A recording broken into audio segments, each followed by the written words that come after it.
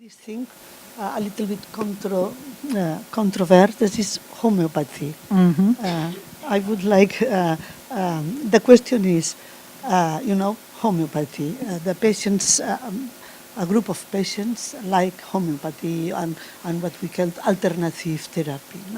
It's something that it looks very modern because everybody is against chemistry, and this is,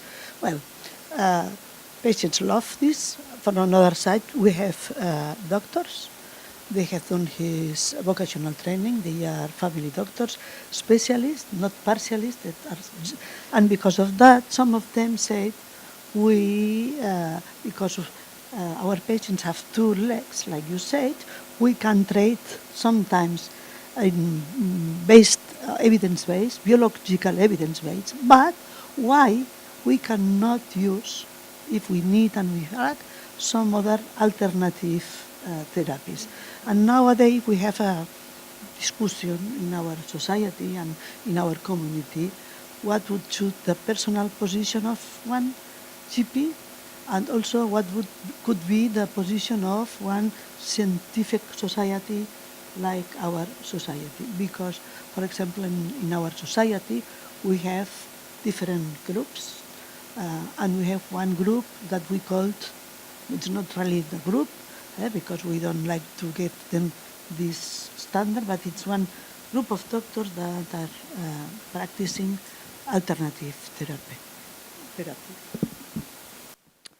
Well, I practiced in North London, and there is no bigger hotbed of alternative medicine and treatment of every variety you can imagine available in North London.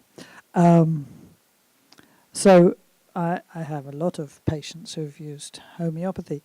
My biggest argument with homeopathy is not that there's no scientific validity for what they do. Who knows? But there seems to be no evidence at all that it makes any difference. My biggest argument is that it perpetuates the medicalization. They have a solution to every single problem. Like the fibromyalgia, I'm sure they will have a homeopathic remedy that actually also, just like with us, stops them listening to the story because they're just, and stops any sort of processing of biographical trauma because you've moved too quickly to a treatment. So that's my biggest argument.